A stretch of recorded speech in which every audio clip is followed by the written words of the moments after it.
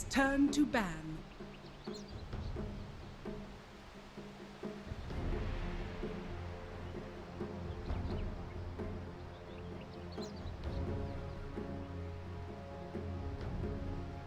Ten seconds remaining. 5 seconds remaining.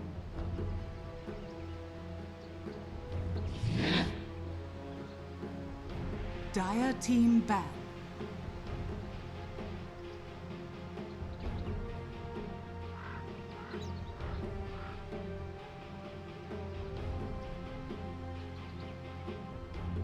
Ladies and gentlemen, hello and welcome back to the Southeast Asian Qualifiers. We're here. It's the Boston Major. Well, not completely, but we're getting there at the very least. Faceless facing off against TNC Pro Team. I'm Lyrical, joined as well by Draskell. Draskell, how you doing? We just saw a game that didn't actually include either of these teams. We saw a different and interesting meta. Is this a little bit, have you been seeing things similar to this in other regions at all?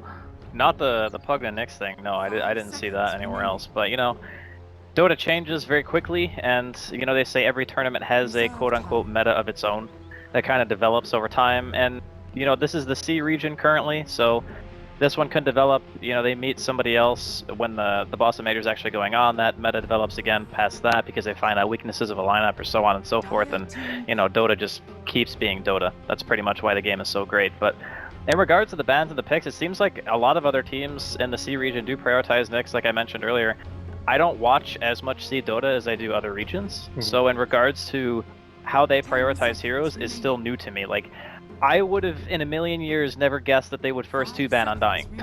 Like, I would have just been like, that hero doesn't even exist anymore in like EU and NA.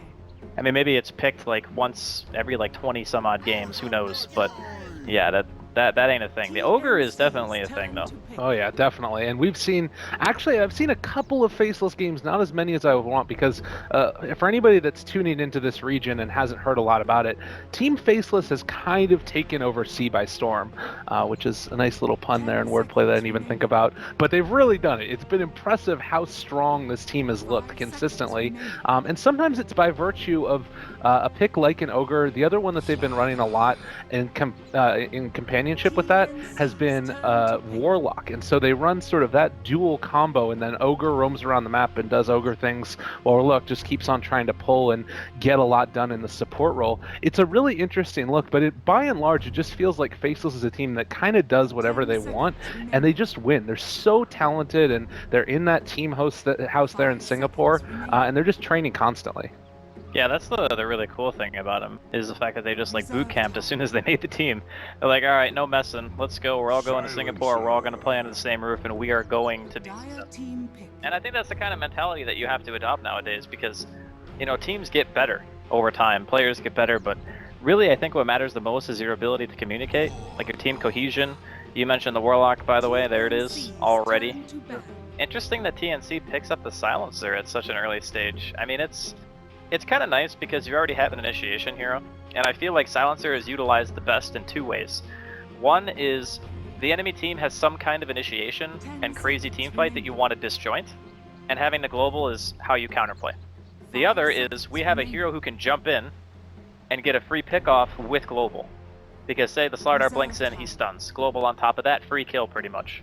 Unless somebody has like a Lotus Orb and they can save, but you know that's not going to be for quite a long time. So there's a lot of ways to run this. It's very flexible.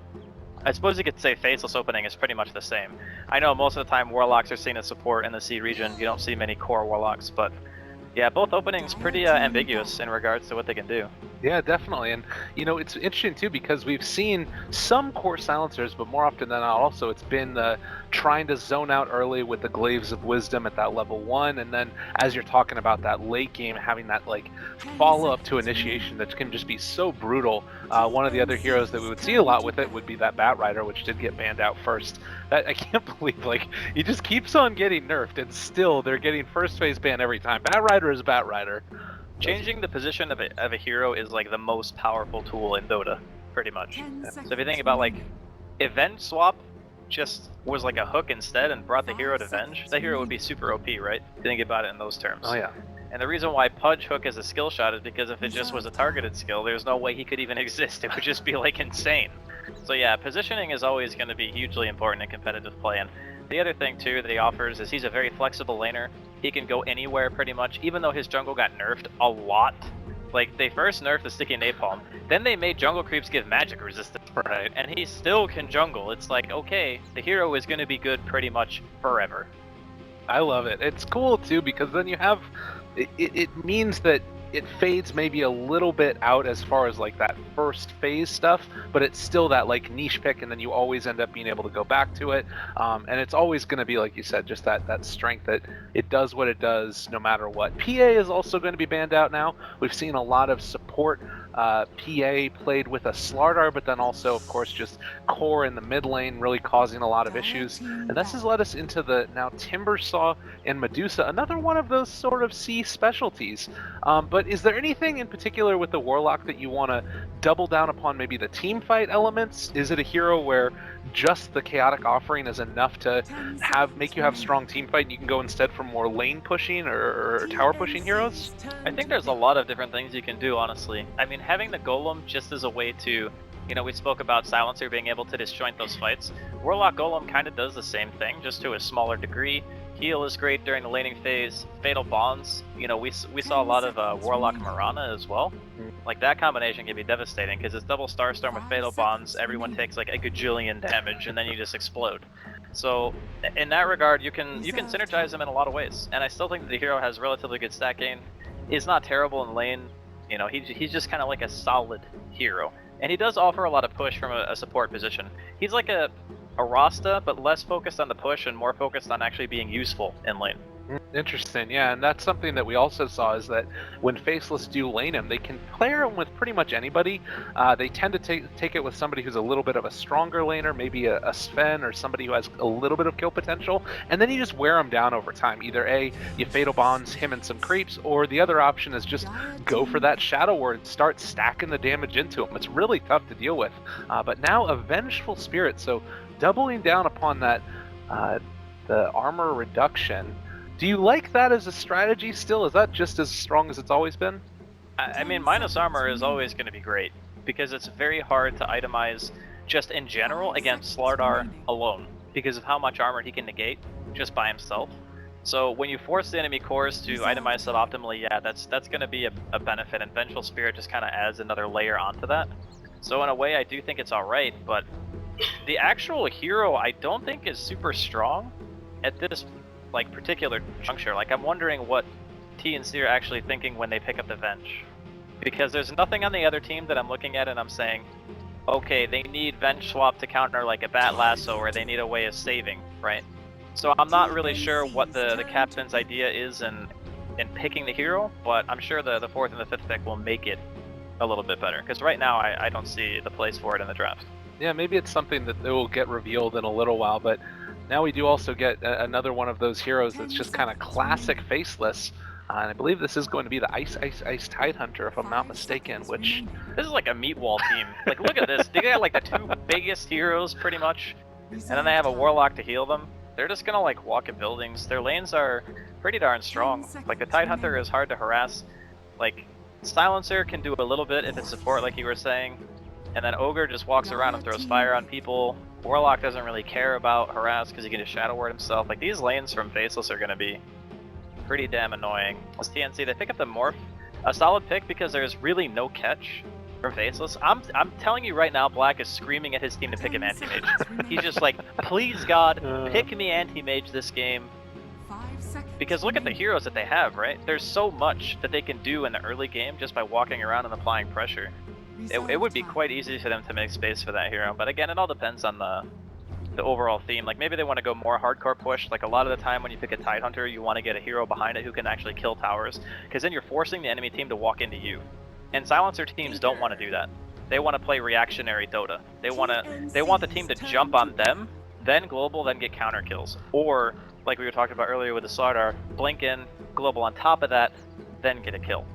So now Faceless have just gone full, I'm going to be the most annoying team in the history of the world to play against. Like, nobody wants to play against Tidehunter Tinker, man. That high Nobody. ground, it's going to be so hard for them to break it. I mean, you got, Bloodlust not amazing in terms of the heroes, but you get Bloodlust towers now too. Yeah. You can start throwing down rock counter initiation, Ravage is there, not to mention March of the Machines. Yeah, it's a very tough one. I think I've actually seen Faceless take this draft multiple times in previous games, if I'm not mistaken, in the Summit qualifiers, and it feels like they've just found a very solid little rhythm to get into. Now, the question that I'm kind of curious about though is, they do have a decent amount of ability to find that Tinker. You know, you've got the Wave of Terror from Vengeful Spirit followed up by a swap. Is this a game where Tinker might run into some issues with the catch that they have? It's possible. I mean, I don't think it's like the best team at catching Tinker, but they have a Blink Initiator, which is more than, you know, you could hope for when you see that pick. Because most of the time you don't see Tinker super early in the draft anyway, and you kind of have to adapt and say, okay, well, we need this or this. What I'm kind of wondering is, you know, TNC now have this issue where they themselves need a way to go high ground. You know, we saw a very similar issue in the previous game that we cast. Even though Fnatic ended up winning, they did show, even having a Pugna, that it was a struggle for them to get to that tier 3. Well, playing against a Tinker and a Tidehunter, it's going to be even harder. So, we'll see here. They're going to pick a Black Zero, I would imagine, right now. I don't know if they still go AM, because it takes a lot of farm, right? Like, when you have Tinker... Okay, Slark, yeah, that makes more sense. They needed a hero that would be able to not only, like, take space off the map, but also force reactions, and I think that Slark is a better fit for that, because he not only has great night vision, so he can actually scout heroes out and go for ganks, but he can create space for the Tinker, whereas AM and Tinker are both kind of just farm sponges, and you don't really want two people eating that much space on the map at the same time. So before the Tinker pick, AM would have been alright. After Tinker, it's not really as good, and yeah, Slark, he might not be amazing against a Morphling per se, but he destroys the rest of TNC's lineup. Oh, and the last pick, Alchemist now. We'll have to see if that Slark is going to be able to get what he needs. It is going to be an interesting matchup. I'm very curious to see how this works. One other thing that I'll mention, oftentimes when they do run the Tidehunter and the Ogre together, what they'll do is send the Ogre down there through the first couple of waves, stack up the Ancients once or twice for the Tide as well to get him off to a good start, and then start rotating back. Is a Warlock Slark lane going to be able to deal with a Slardar if it's just those two up there, or is it something where the Ogre might need to play a little bit outside of the way that they played in the past and stick to that safe lane to help out the Slark? I think they might put a little bit more focus on zoning Sam H at the beginning. Okay. Because if the Slark gets ahead in levels, it'll be fine. And then, you know, even the Warlock can play it maybe a little bit more greedy if he wants to do some creep pulls of his own. But I think if they could delay the blink on the Slardar for the longest amount of time, that would be ideal. Because then it's just more time that they're not going to be able to kill the Tinker unless their early smoke rotations are successful. And in that regard, if Faceless are able to delay the game, get the Slark farmed, get the Tinker farmed, then that's all they really have to do. Oh, well, they do scan out each other here as we get ready to hop into this game. It's TNC facing off against Faceless in the second match of the Southeast Asian qualifiers. And I do believe that this is TNC's first game, but Faceless did just win another one in their previous set, and I believe that was against Warriors Gaming Unity. So coming into this feeling very good. We'll see how they end up doing in the match. I'm actually going to take out the predictions because they're showing up all last game, and those getting kind of annoying to look at. But the last pick, Alchemist, we didn't get a ton of time to talk about it. Do you think this is a good outgame? It's alright. Mainly because Faceless don't have a tremendous amount of burst. So playing against these types of lineups, you know, the Alchemist is going to hit this really strong timing, and they need a hero that can frontline and hit buildings. And Alchemist kind of, you know, he fits that criteria. So normally, if you're playing against Tinker, there's a couple of ways to deal with him. You pick like the Zeus Spectre, stuff like that can scout him out and kill him. Storm, for example, which is Faceless last ban, I believe. And then you pick off the Tinker and you push. Well, their team can't really do that unless MH gets a blink and they manage to find him, which is much, much harder because you don't actually have the vision all the time. So the other way is have a hero that hits his timing super early, like Alchemist, be unbelievably tanky, and just go up and siege little bits at a time, similar to what we saw Fnatic do when we were casting them earlier. And eventually you just whittle the tower down. Alright, well, we'll see if they're going to be able to make it happen. As Jabs and XY are going to be moving in towards that mid lane, blocking it out, and we'll see where that Ogre decides to go. As far as rotations happen in this early game as we move into it, do you think that there's kill potential in any of these lanes, or is it mainly just going to be a battle of trying to whittle away the regen that everybody has? I think the mid players are the only ones that have potential to die here. Like, if Sam H dies, it's because he made a huge misplay. Oh, he And- actually, wow, is dropping really low. Does he have another Shadow Word?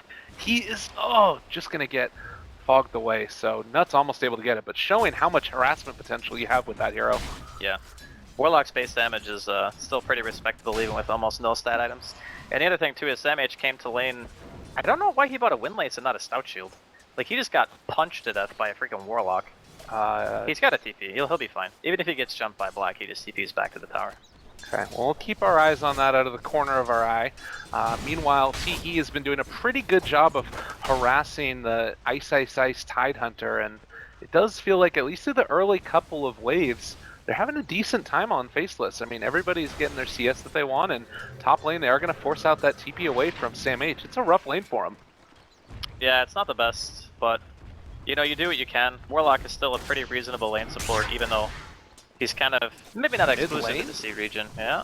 What is going on here? How come it's diving somewhat behind the tier 1 tower, but yeah, it's just a little bit more damage being thrown out there. And you mentioned it, Ice, first blood, Cass takes it.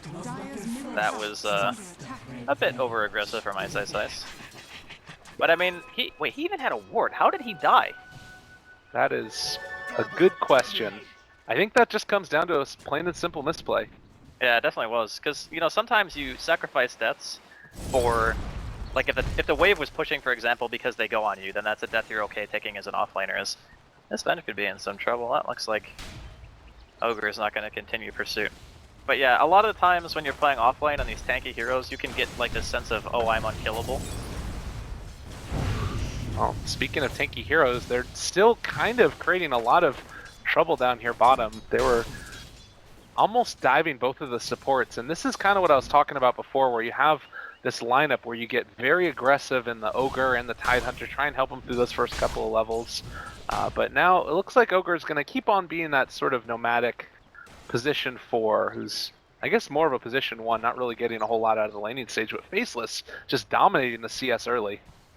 Yeah, the real issue that they're having is, like, Tinker is such a good laner, and Alchemist is, you know, he's alright against some heroes, but when you're playing against Laser is just like the great equalizer. And the thing too is, like, Jabs is balancing his lane. He's not going for heavy push. A lot of these mids, they'll push the lane into you because they want to try to either do a jungle stack or, you know, they want to make sure they're not getting ganked. But Jabs realizes that the rotation potential on the side of TNC is not really that high. They have to commit 2 supports just to make sure that Rior is getting farm, right? And if they rotate, it's going to be super freaking obvious. He might be dead. Jabs just running at him. Nicely played. Again, maybe a little bit of a misplay going on. Some nerves amongst these players showing. Yeah, it's very common for... Oh, actually, I might have to hold that thought. Nice. Bottom lane in some trouble. They do get out the stun. Waveform is available. They're going to chase him down. And, well, can they find the kill? Teehee, they just don't do quite enough damage. Although XY will also take a beating on his way back out. Yeah, but that solo death is... You can't really allow those things to happen. A lot of Tinker players save their skill points. They don't put points into March until a bit later. A lot of people delay rearm just so they have the burst potential. If that kill opportunity shows itself, you just want to always be prepared. But yeah, the death is really, really bad because that just propels the Tinker into an even better spot. Well, maybe they can make something else happen here, and Invis Sam H is going to move in and wait for his moment. They ping out the courier, but don't really get into a position where they're going to be able to find that kill. And they might start thinking about trading farm. They have the rotation in from Cast. Jabs dropping low, and that is going to be a kill. They find the return against Cast with XY moving in, but I guess that's the best you could hope for with the Invis rune. That was a super good reaction, yeah, by the Tinker. Like, he was dead 100% as soon as he was that acid spray came down, and then he just guarantees that they're at least going to make a trade, and he's not going to die for nothing. The real issue is, even with Ice dying, you know, you look at TNC's farm rate on this Morphling, and it is not doing it. He's like half the CS of Black at the moment because Black doesn't even have a freaking enemy hero in his lane. Black has has the same amount of denies as Morphling has CS. That's how you know your lane is having a bit of a tough time. Yeah, Ice, like you're saying, playing this off lane really, really well. So how do you react to this as TNC? Do you need to start trying to, like, make moves, or is it just inherent that they're too greedy early? They are very greedy. I mean, they need Sam H to get Blink. Okay, he just sprinted into a full creep wave. That was awkward. But But yeah, they need him to get blink in order to really make moves. Like that invis rune was just super fortunate that it was there, because no invis, no kill. Even a haste would have been a much lower likelihood for jabs to go down there. But you know, they got a little bit lucky. Even with that luck, they're still obviously falling behind in the lanes. Like, for crying out loud, their Alchemist is only 1 CS ahead of Ice Ice Ice. Oh my god, and they are literally diving in between the towers, and there's just nothing the TNC can do to this. They are bullying Sam H out of his lane and back behind the towers. 3 heroes here, and they might just be able to, I don't know if they can take it, but they can at least do some damage. Yeah, this is the kind of pressure you can apply when the supports are a Silencer and Avenge. They just really don't offer that much in the way of early game skirmishes. God. He's trying to TP out of there. Oh, just barely off the mark with that Fire Blast. Might have been able to get it, but they are going to have to be backing out. Ogre cast point. That's a viable thump moment right there for Ogre players. Well, the early stage already up to about a 1,200 gold lead just off of the, you know, the CS advantage and a 2,500 almost experience lead. How crippling is this to the middle game? Can TNC still like fight back from this type of a deficit early? Is it just about trying to wait out the laning stage? Well, waiting is like, it's a double-edged sword, because you kind of need to wait in a way for your Slardar to get his core item, for your cores on the like the Alchemist and the Morphling to get their farm. Is this Venge dead? This Venge might be dead. Oh, looks like they lost vision. Okay, so yeah, in regards to what their game plan needs to be, the Slardar just needs a blink. Like, it needs to happen. If he doesn't have a blink, they don't have any way of like pressuring. Like, look at how aggressive this Ogre is. He's just walking around. He's like, yeah, come at me, bro. I'll soak your EXP. I don't give a crap. Oh, yeah, it's a hard life indeed. I mean, Cuckoo here, he's trying to farm up to his heart's content, but Ogre is literally just running at him and hitting him with a big old club. This is, it feels like TNC just can't do anything in this game. Like, Faceless are doing whatever they want, and up top, they're running the courier back behind the tower. They don't care. Yeah, the supports just can't do much. That's really the biggest issue. Like, the synergy between the heroes doesn't exist on the support side. Like, a lot of time, you know, like going back to TI, you saw Shadow Demon, Kunkka, you know, any kind of stun, Mirana, Shadow Demon, stuff like that, because the heroes could actually score kills. And the only way that those two supports score kills is if they're with another hero that has a nuke. Well, Alchemist doesn't have a nuke. And the Slardar has one, but he needs to be able to close the gap in order to abuse that. So the only hero they can really synergize with is the Morph. And that's how they got the kill on Ice Ice Ice. But that only happened one time. And now he's almost level 8 at 8 minutes into the game. And he's got more CS than the freaking Morphling. Oh my god. Yeah, when it rains it pours now. Teehee gonna get chased down as well, and I mean, it's just feeling like they can really do whatever they want, and Tinker has bots. Oh boy. Oh man, 8 minutes, 40 seconds bots, and Teehee is gonna be able to dodge away from that gank, but we're gonna try and move away, switches over to strength form. They escape the gank that comes their way. I mean, escaping the gank is nice and everything, but you're still not, like, you're not asserting your presence on the map. Dota's not a game where you really want to sit back and do nothing. You want to be able to force the enemy team to react in some way. And sometimes that's just having better late game and saying, okay, if you don't stop us from farming, we're going to get out of control. Like, that's a way of forcing the enemy team to do something. Another way is, okay, well, we're pushing your tower. Now you need to make a choice. Do you defend the tower or do you do something else? I don't think TNC's team can really do any of that. Like, they can farm, sure, but the Morphling's not farming that well. Yeah. The Alchemist is, like, he's kind of getting there, you know, he's got his armor, he's got 1,000 gold, it's 9 minutes in, so I guess he's the one, you know, Cuckoo, he's going to be the guy they have to watch out for if you're Faceless right now. And I guess this just means making it a priority to take him down in a team fight. It feels like they have a lot of the tools they need to deal with the Alchemist if they have this level of farm. I mean, they have burst damage from jabs. He's already level 9 at this point. We talked about it. Boots of Travel online, and it does feel like he can really start, you know, making his presence felt in a similar type of way. But the movement forward, Smoke Gank is going to be revealed, going to be able to catch the kill, potentially. Although as they pull him back in, Ravage gets popped onto 3, and I don't know if they have the follow-up that they need to make that work, unfortunately. Black rotates in, is going to be able to find the kill on the cast. Meanwhile, XY chasing down Teehee. They are going to try and go for the deny or just run away. He doesn't have a TP. All right. You don't want to lose the... What are they doing with the courier? It's a bait. It takes like 4 hits for him to kill that thing. They're just doing it for vision. That's pretty awesome. Well, Teehee is going to make the longest run in the world, but it is eventually going to run into Ice, and the Tide Hunter finds the kill. I mean, it's a 2-for-1 at the end of the day. 2 supports for a Tinker. In the circumstance that TNC are currently in, I would actually say that it's probably fine. Because they stop the Tinker from getting, you know, a little bit more farm. If they can delay jabs, you know, that's more than you can even expect out of them at this point. I guess the guy that we're keeping our eye on besides Cuckoo is just going to be Sam H. You know, how close is he to his blink? You know, when he gets his blink, how much can he do with it? I'm just going to say this right now. This Slardar better have, like, the best game of his freaking life. Like, as soon as he gets that blink, he needs, like, 4 5-man stuns. He did play a really great Slardar consistently when we saw them at TI. He was a huge part of that lineup that obviously made it, I believe it was top 8 as well. I can't remember exactly what their placement was, but it did exceptionally well, and he was one of the returning members of that crew. Yeah. So how do you feel like then Faceless need to take this? We've talked a lot about how right now they're kind of dominating the game and being able to get whatever they want. How do you translate that into actually taking objectives? What's the big role here that they need to play? Well, I mean, they can just do what they're doing right now, which is run at you. Okay. Like, what is their counterplay on TNC to being ran at? Because right now it doesn't really seem like they have one. Jabs could be in some trouble, though. Well, they're on top of him. They dropped the Warlock ulti onto Teehee. Cuckoo there as well, in some trouble, and oh man, Sam H gets the counter initiation, but that hurts. Yeah, there should be a tower as well, because they have the golem out. There's some pretty decent warding out here from TNC, though. They see a lot of what's happening. The actual issue stems from the fact that they're not going to be able to deal with the March and golems, so they might just end up sacking the tier 1, I guess. No. Radiant's middle tower Well, is the under thing that's attack. interesting about this to me too is we do see the stack of that tier 1 like you were saying. Well, maybe not. They're moving into contest. Damage out, Sam H. And they're not going to be able to get that tower. They pulled the creep wave through.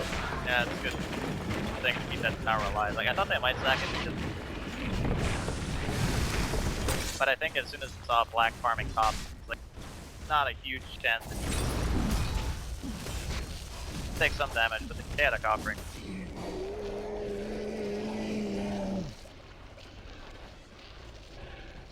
He's making his way back into the game. Not so great. And this is talking back a lot of it is the map control is commitment live on the blessing. That's why they commit.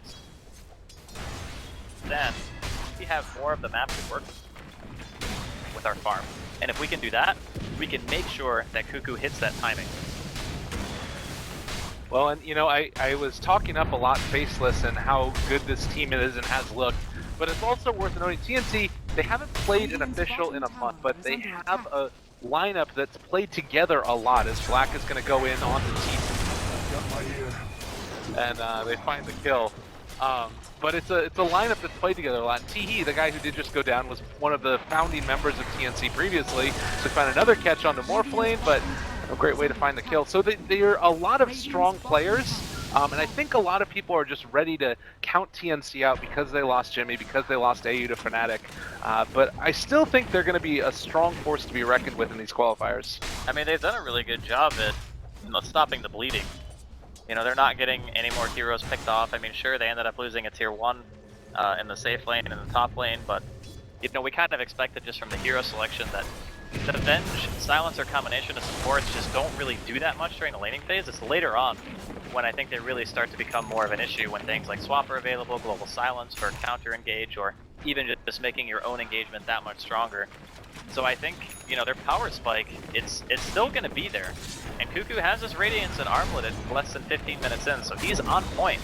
Feels like an important instance right here. Ravage is available, drops it on to 3. Oh my god, it's a lot of damage being dealt. Black turning on to Cast, trying to TP out. You're not going to get that one though, and Sam H so close to, well, not even really to Blink Dagger. Cuckoo is probably going to go down here as well. Man, Black is a force to be reckoned with already. Shadow Blade online and triple kill for him at 15 minutes. Okay, that was very optimistic. I understand where TNC are coming from, wanting to defend their stack. They're like, alright, this is like a 4 stack of Ancients. It's a pretty big economical loss Problem is, if you lose the ensuing fight to the Ancients that hard, you lose the Ancients, you lose the fight, and you lose a tower.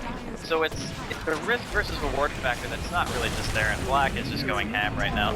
Oh man, that is really a problem. All of those stacks were depleted, but he still does a ton of damage. And another quick thing, I mentioned Teehee, he has just recently switched over to the support role, so maybe feeling not quite comfortable in that. It's certainly showing here as I believe that he's died the most out of everybody in the game. 0-5. It has been a rough one for that Silencer. Yeah, you don't want to play Silencer against Slark. It's like the worst thing in the entire world. I would say that anybody who plays support Silencer can tell you that, but his global was not really on point either.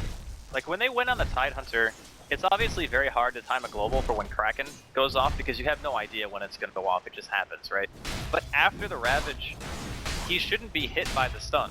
Yeah. He should always be able to global immediately after the Ravage because there's no reason for him to be close to the fight in the first place. Maybe, like you said, it's just him not feeling totally comfortable on the role, or he's not as familiar with the hero, but he needs to be very, very precise with his global timing if they want to have any chance of winning. The Tidehunter now just clearing through that other stack of Ancients. It's worth noting Cuckoo on his Alchemist has gotten a lot of farm and set the Radiance up at a decent time, but Black is... Ooh, he thought about that initiation, decides to go a different route. But yeah, Tidehunter already has that hood online, goes for the Blink Dagger instead of the mech. Do you like this answer for him, going this route? I think it's alright. I mean, I always like Blink Dagger on Tidehunter for obvious reasons, but I think in a lot of games, you get the mech when you feel like you need it for the 5-man. But it could be that Faceless feels so confident in their ability to take fights that having a mech probably isn't conducive to them winning a fight. It's more just about, they can already win, just having the blink puts more pressure on TNC. And also makes it a lot harder to global against the Tidehunter because he can blink out of a smoke, he can blink from, you know, fog or whatever if they have wards. He can make all kinds of very difficult to anticipate plays against a hero that's mostly built around reactionary plays. Yeah. I guess the other thing that I just noticed as well is that on the Ogre, he actually picked up the Buckler. So it looks like because XY had such a good early start that we were talking about earlier, they've decided to give it to him and, like you said, you know, wait a little while longer until they would get the mech online. So really interesting look to this game. And now, even thinking about going for high ground. I mean, they've got the Tinker spamming out March. It's hard for TNC to answer. Yeah, rockets are going to be in these as well. I assume it's going to be like the standard Ether antagonist built as well from the Tinker. And then because you're going to have that like consistent high ground vision, you like rockets are holding. Force them off the tower, you get damage on the... It's going to be a very hard thing to deal with. Up in the top lane, Jabs controlled for the moment, actually almost brought down the Morph lane, but the rotation in, able to get the Ravage counterplay, and Sam H, you are probably going to die, mister. They were able to escape with the Morph lane, but only just. Yeah, it's nice that they managed to get the Morph out though, because he didn't have enough money for his Lincoln, so it would have been unfortunate to die in that situation. But it's still pretty much all Faceless all the time right now. They are more or less dominating this game. I mean, all the towers right now from Faceless are alive. Like, not a tower has been... all of them are above half HP as well. Like, that's just a crushing in the laning phase. Well, and the other thing that's... Oh my god, that's a lot of damage. They are going to stun Jabs. Oh, they have a Blink Dagger. Well, no, they don't. Yeah, he's going to end up being in trouble. No more mana for rearm. Jabs getting ran down, and only hope is to try and get him blocked by creeps, but turns around and Alchemist found the kill. Good reaction there by Cuckoo. Yeah, he realized that he had no mana, really. As soon as he knows that he can't rearm, it's just, I'm going to walk at you until you die, because you can't really TP out. That was a very, very nice play. Well, and we're taking a look at it now, 7,500. Oh, this is really good from TNC. You like this play? This is a really good play. I mean, it makes sense on paper when you think about it that a team with a Slardar is always going to be able to take Roche. Oh my god, Ice. He freaking knows, man. On top of it. Oh, and bashed by Roche. Cast! No! Say it ain't so. He's going to go down and, well, maybe. Yep, there's the kill. Dude, that was such a nice idea from TNC, and they just gave like a half health Roche and waited. Oh my god, I can't actually have gone any worse. Well, They didn't even look. There's not even any vision on the side of Faceless where they went in and smoked. yeah. So that was just pure. There's no game vision on sense. that side of the map. It was just pure game sense. Ice is like, they have no vision anywhere. They see a core showing on the map, and they're like, they're roaching, and he just goes there. Like, what a god, honestly. You know, we're giving him all this credit. It could just be that he was blinking down there because it's the fastest path to bottom lane where he wanted to farm. That's That's probably what he did. Nah, I'm sure he actually probably knew that it was going on, but yeah. It was a nice try from TNC. It's one of the better ways to get back into the game, because a lot of these teams fall into a, not a false sense of security, but they get very confident. They're like, yeah, okay, they're in the base, you know, they're not doing anything on the map, but this ain't no pub Dota. TNC were trying to make a move, and they get called on it, and because of it, they now have to deal with Black having an Aegis. I mean, this to me feels again like one of those teams that is just not making mistakes in this stage. I haven't seen a play from Faceless so far this game where I've been like, oh, that was not really the best. Like, there are a couple of those in the Fnatic where it's like a little bit of rust on them slightly. Yeah. This looks very collected and on top of it from them.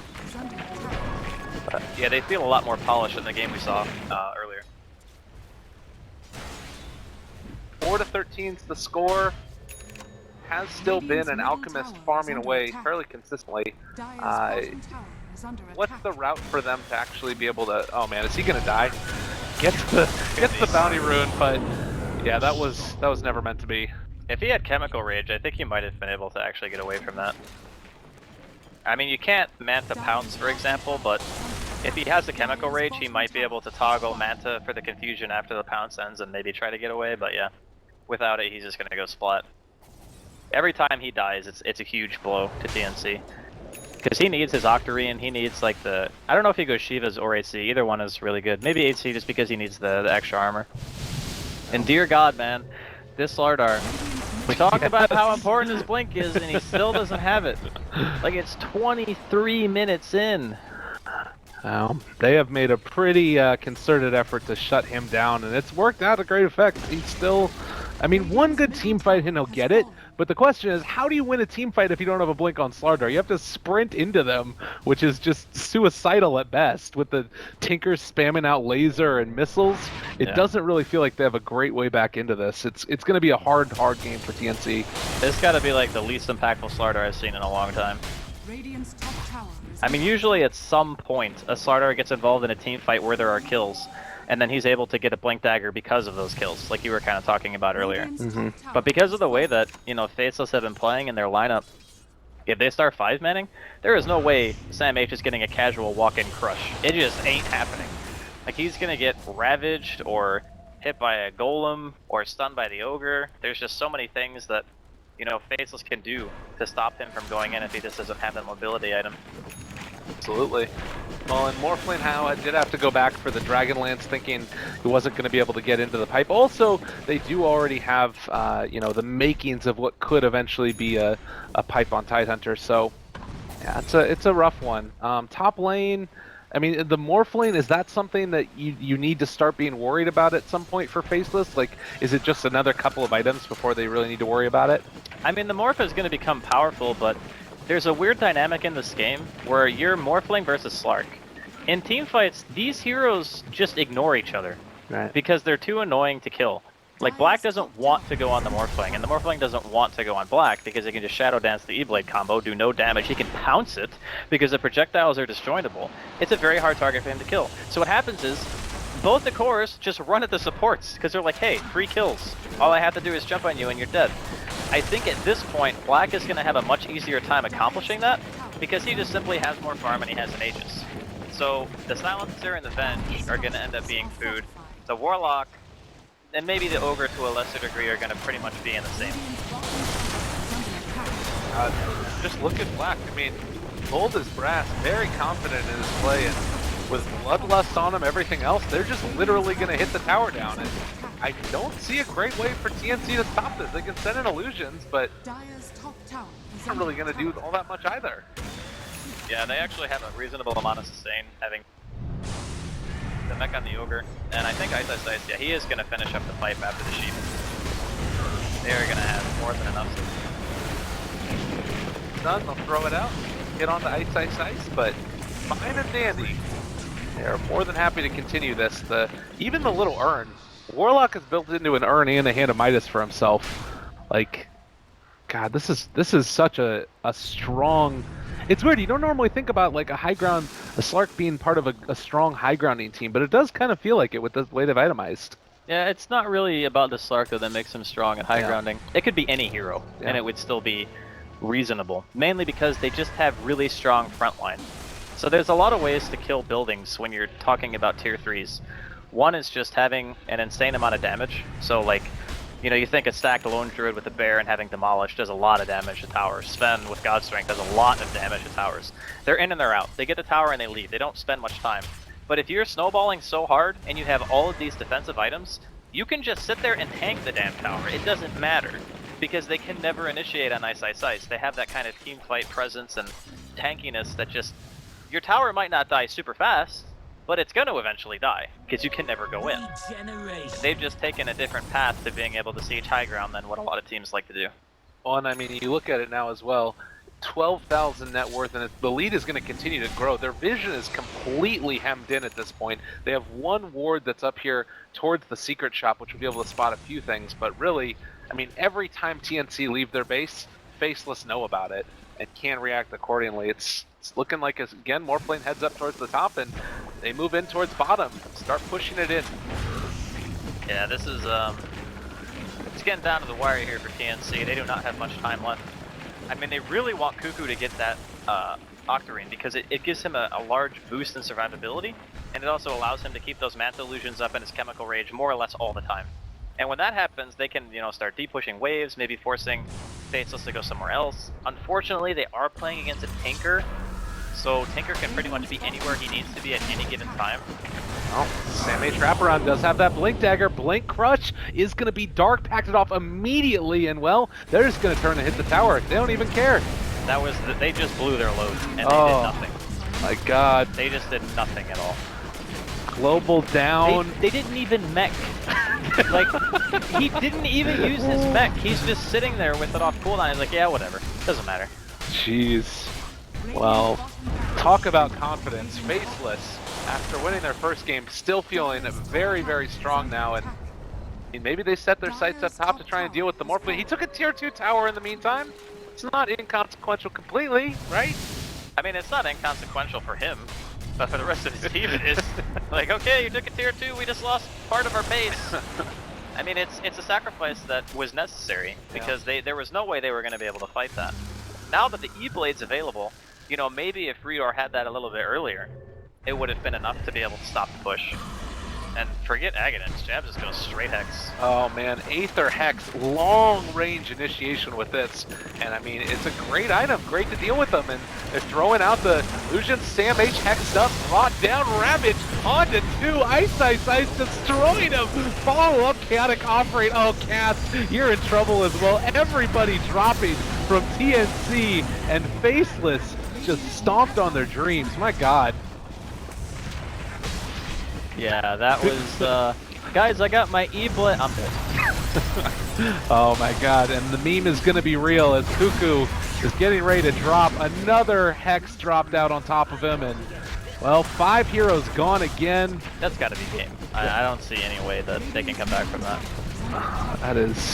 That is a lot of damage. 30 minutes into it, 2 sets of racks. Did they pop mech that time? All right, they did. Yeah. They did enough to warrant one of the supports using an item. They didn't pop pipe though, so Ice Ice Ice still holding on to that one just in case. No, I think he popped it at the very beginning of the push when the creep wave was there. Okay. And it just came up like after the fight was kind of winding down. But yeah. I mean, what can you really say? That like TNC's draft, their supports just didn't do anything. Like they did nothing. I think they killed Ice Ice Ice once. Right. And that was the entirety of their early game. And then you have this Warlock who's like pulling and getting EXP. Sam H didn't have a Blink Dagger until 25 plus minutes into the game. Like, no hero did well in this game on TNC except for Cuckoo. Oh, and they drop the E-Blade combo, don't find a kill, still hitting away. This is going to be mega creeps. And TNC, you know, it's a valiant effort staying in the game. Never give up, never surrender, but GG is finally called. And Faceless looking strong. Yeah, they really did look very convincing this game. Very few mistakes, if any, honestly. Yeah. I feel like they had a pretty strong draft. Even going back to the draft, why did they pick Venge? Like,